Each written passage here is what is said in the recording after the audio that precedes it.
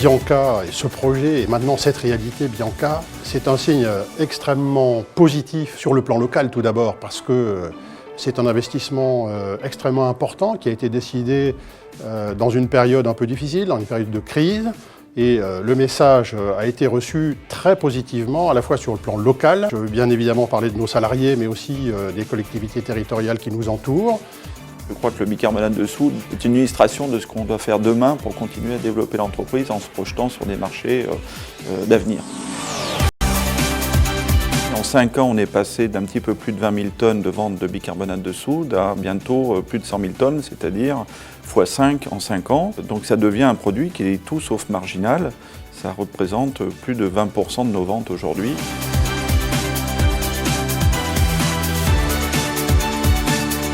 Les principales utilisations sont pour le traitement fumé, l'alimentation animale, l'alimentation humaine, la pharmacie et l'hémodialyse aussi, qui est le principal marché visé avec le produit de cet atelier. C'est une grande ambition pour Novacarb, parce que cet atelier, c'est à nouveau l'occasion de mettre en valeur les produits lorrains, le sel, le calcaire. Donc pour Novacarb, c'est le projet avec un grand P, et puis c'est aussi un espoir. Et même plus qu'un espoir, c'est une certitude sur l'avenir de l'entreprise, sur l'avenir de Novacarb, puisqu'on peut le dire, ce projet-là, c'est concrètement la pérennisation de l'usine de la Madeleine et de Novacarb.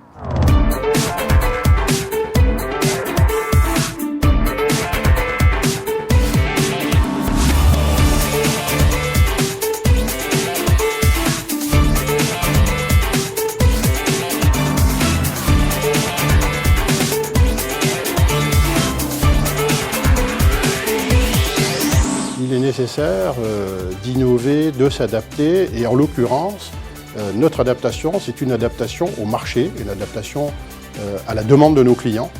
Nous devons nous mettre au service de nos clients, et pas simplement par la fourniture de ces produits de plus en plus spécifiques, de plus en plus pointus, mais également répondre, je dirais, d'une certaine manière à un service après-vente, parce qu'on ne vend pas que le produit, on assiste notre clientèle dans la mise en œuvre de ce produit.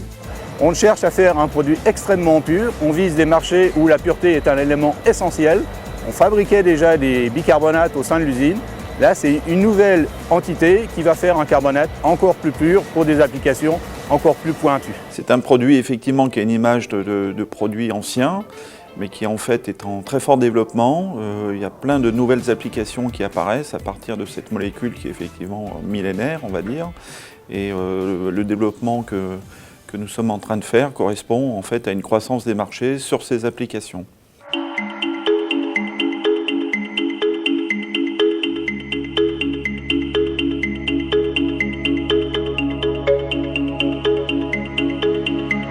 Notre objectif, c'était de sortir cette installation dans les délais, qu'elle fonctionne.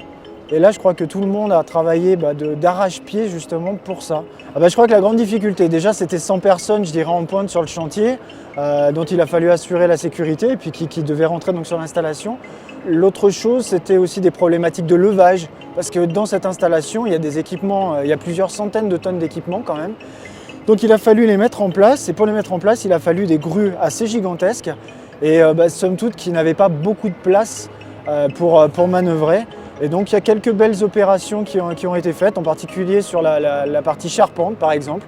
La partie supérieure de la charpente a été littéralement soulevée au-dessus de ce qui avait déjà été construit, et ça c'est une vraie prouesse technique dans un si petit espace.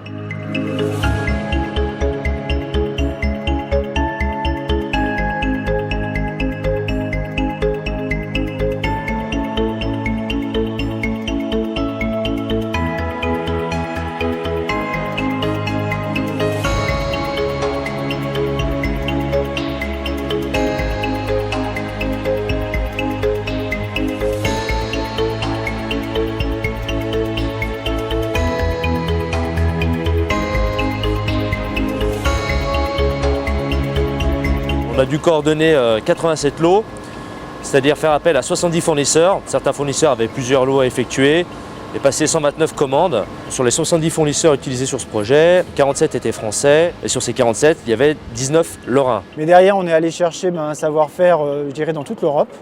On a pas mal voyagé pour ça, on est allé chercher aussi tous nos équipements à travers toute l'Europe. Et donc globalement pour une telle installation, c'est des milliers d'heures d'études, voire des dizaines de milliers d'heures d'études. C'est beaucoup. Tout ça pour faire en sorte que au final, sur le chantier, chacun des corps d'État, on les appelle les corps d'État, donc les électriciens, les mécaniciens, les tuyauteurs, les charpentiers, trouvent chacun leur place et finalement arrivent à monter ce gigantesque mécano, mais que tout aille, je dirais, parfaitement. Et puis bien sûr nous avions eu une enveloppe à respecter et ça bien évidemment le but aussi là c'était de finir sous cette enveloppe globale, d'apporter une performance économique au niveau des achats pour faire des économies et pouvoir à la rigueur réaliser des projets annexes au projet Bianca, ce que nous avons fait.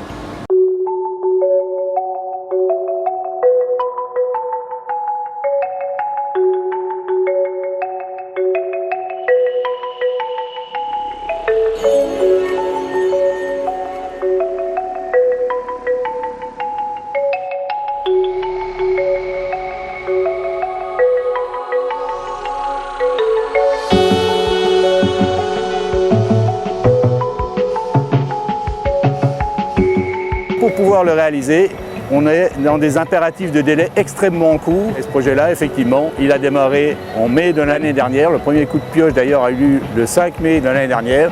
Et début février de cette année, on produisait nos premières tonnes.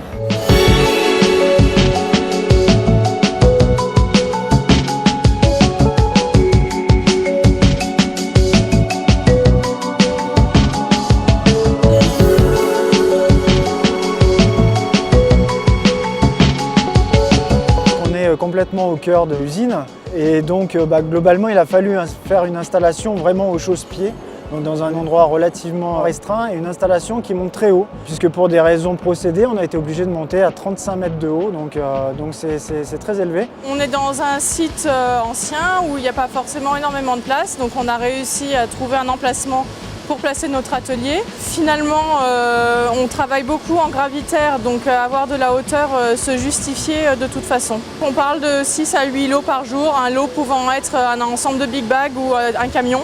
Je pense que c'est une vraie innovation dans le sens de la qualité du produit qu'on cherche à obtenir essentiellement.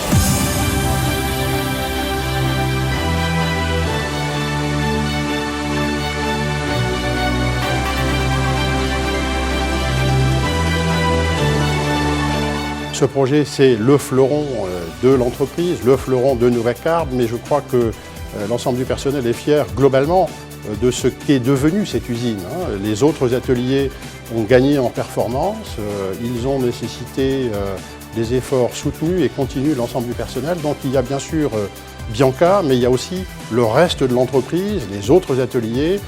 Novacarb est une filiale du groupe Novacap. Nous avons de grandes ambitions dans le domaine de la sécurité, de la protection de l'environnement. Et Bianca, ce n'est pas un aboutissement, ce n'est pas une fin, ce n'est pas un début, c'est une étape intermédiaire.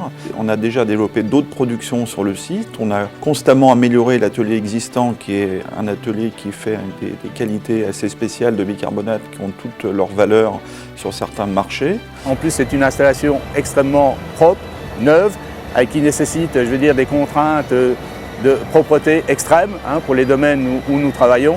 Donc c'est une fierté. Je pense que c'est une fierté pour l'ensemble du personnel Novacarb. Le personnel du site a compris que cette évolution stratégique était nécessaire, qu'en même temps ça leur apportait eux-mêmes une évolution professionnelle tout à fait intéressante, une ouverture sur des marchés tout à fait modernes. Tout le personnel de ce site a su s'adapter à ces marchés très exigeants. Et dans un temps record. On a aussi une équipe dynamique qui a bien suivi ça, qui a fait attention à ce que l'innovation soit bien gérée. L'innovation, elle marche. Les salariés de Novacarb ont été très satisfaits, très heureux de voir qu'on parlait de leur entreprise et qu'on parlait de l'avenir de leur entreprise.